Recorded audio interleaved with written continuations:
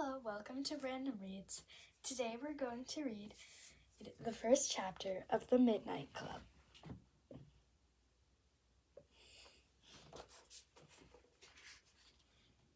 Chapter 1. Ilonda Pollock checked herself out in the mirror and decided she didn't look like she was going to die. Her face was thin, true as the rest of her, but her blue eyes were bright, her long brown hair shiny, and her smile white and fresh. That was the one thing she always did when she looked in the mirror.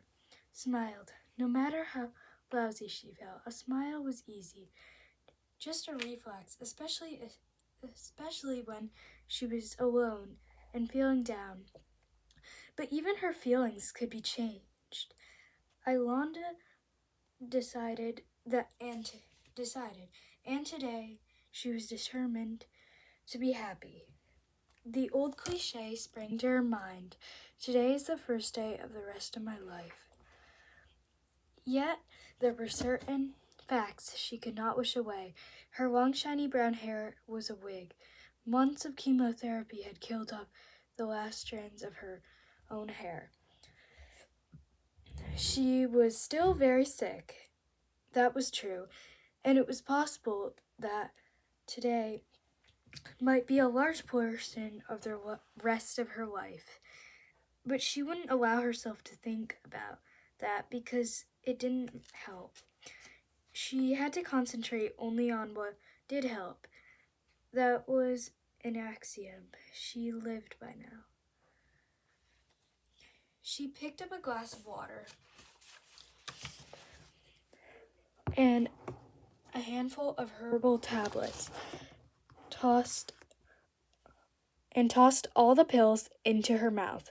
Behind her, Anna Zimmerman, her roommate, and a sick girl, if there ever was one, groaned. Anna spoke at Ilonda, swallowed half a dozen capsules. I don't know how you can take all those at once, she said. I'd throw them up in a minute. Ilonda finished swallowing and burped softly. They go down a lot easier than a needle in the arm. But a needle brings immediate results, Anaya liked drugs, hard narcotics.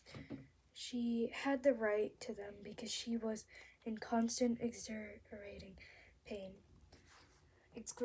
pain. Anaya Zimmerman had bone cancer. 6 months earlier, her right leg had been chopped off at the knee to stop the spread, all in vain. Ilonka watched in the mirror as Anna shifted in her bed, trying to make herself more comfortable. Anna did that frequently, moving this way and that way, but there was no way she could move out of her body. And that was the problem.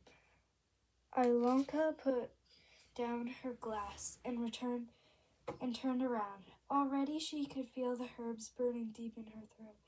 I think these herbs are working. I feel better today than I felt in weeks. Anna sniffled. She had a constant cold. Her immune system was shot, a common side effect of chemotherapy and frequent problems for guests at the Rotterdam hospice. You look like crap, Anaya said.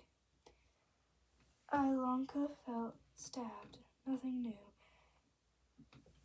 But she couldn't take Anaya's comment personally. Anaya had a coarse personality.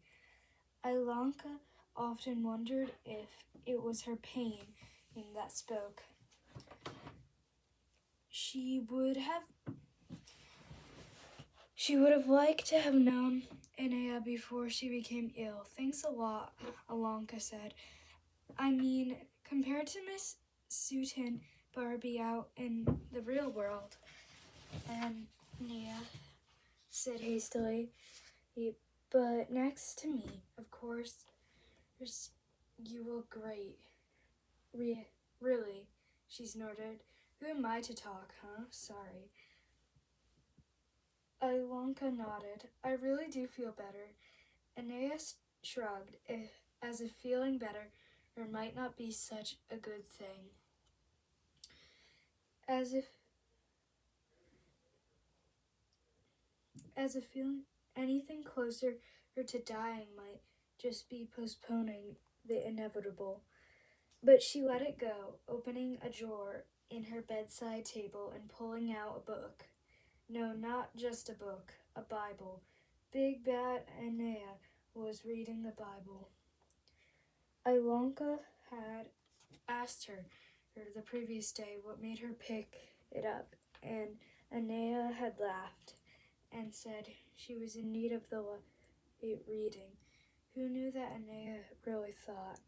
The stories she told when they had met at midnight were often dark and ghoulish. In fact, they gave Ilonka nightmares, and it was hard to sleep beside the person who had just explained how Susie Q who disemboweled Robbie Wright. Aenea always used names like that in her stories. I feel numb, Aenea said. It was an obvious lie because she had to be in pain. 10 daily grams of morphine notwithstanding. She opened her Bible at random and began to read. Ilonka stood silently and watched her for a full minute. Are you Christian? Ilonka finally asked. No, I'm dying. Aenea turned a page. Dead people always have no religion. I wish you would talk to me. I am talking to you. I can talk and read at the same time. Aenea paused and looked up. What do you want to talk about, Kevin? Something caught in Ilonka's throat. What about Kevin? Aenea grinned, a sinister affair on her bony face. Aenea was pretty, blonde hair, blue eyes, a delicate bone structure, but too thin. Actually, except for Ilonka's dark hair. Her hair had been dark. They looked somewhat alike. Yet the blue of their eyes shone with opposite lights, or perhaps Aenea's shone with none at all. There was some coldness to Aenea that around her eyes, the pinch to her mouth. But there was also something deep, something almost bruised and burned, without warmth in her. Still, Ilonka liked Aenea, cared about her. She just didn't trust her. You're in love with him, Aenea said. What makes you say something stupid like that? The way you look at him, like you would pull his pants down and take him to heaven if it wouldn't kill you both. Ilonka shrugged. There are worse ways to die. That was the wrong thing to say to Aenea. She returned to her Bible. Yeah. Ilonka moved closer to Aenea and leaned on her bed. I'm not in love with him. I'm in no position to be in love with anyone. Aenea nodded and grunted. I don't want you saying things like that, especially to him. Aenea turned a page. What do you want me to say to him? Nothing.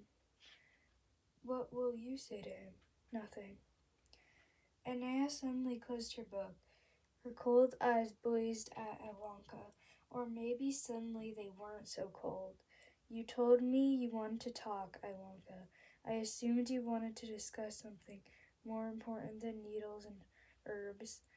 You live in denial, which is bad, but it's much worse to die that way. You love Kevin. Any fool can see it. The whole group knows. Why don't you just tell him? Ilonka was stunned, but she tried to act cool. He's part of the group. He must know. He's as stupid as you are. He didn't know. Tell him. him what? He has a girlfriend. His girlfriend is an invincible. You say that about a lot of people, Anaya. It's true about a lot of people. Anaya shrugged and turned away. Whatever you want. I don't care. It's not as if it's going to matter 100 years from now, or even in 100 days. Ivanka sounded hurt, which she was. Are my feelings so obvious?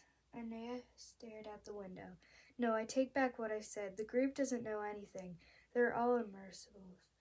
I'm the only one who knows. How did you know? When Anaya didn't answer, Ivanka moved closer still and sat on the bed near Anaya's severed leg. The stump was covered with a thick white bandage. Anaya never let anyone see what it looked like, and Ivanka knew she wore a wig, or so I hoped. Do I talk in my sleep? She asked. No, Anaya said, but still focusing out the window. You're a psychic then? No. You were in love with us? Anaya trembled, but stopped quickly. She turned back to Ivanka. Her eyes were calm again, or maybe just cold. Who would love me, Ivanka? I'm missing too many body parts. She reached for her Bible and spoke in dismissal.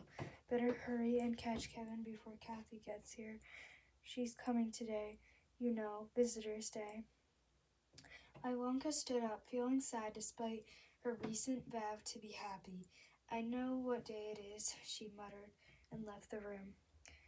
Rotterdam Hospice did not look like a hospital or a hospice inside it or outside. Until 10 years before, it had been an old tycoon's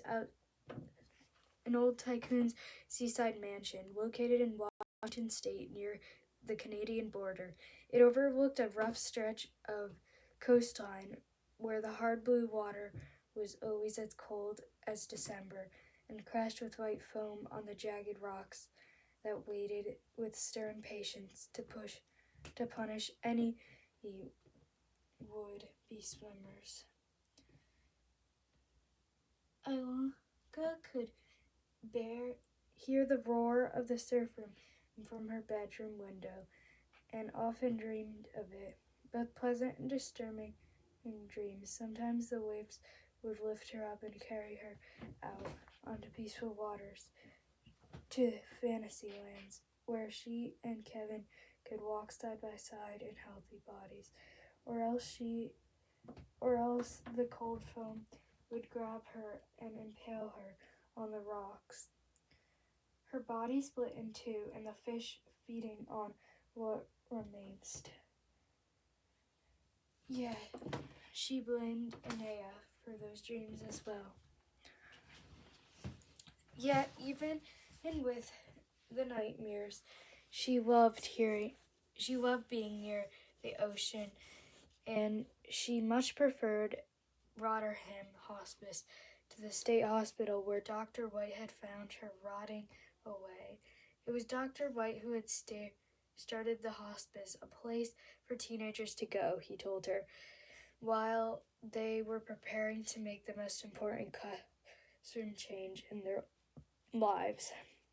She thought that was a nice way of putting it, but she made him promise to buy her a wig before she would allow herself to be boarded with 30 other kids her age who were dying. She started taking good care of herself. Ivanka's room was on the second floor. There were 3 floors, in a long hallway through which she strode after leaving Anaya.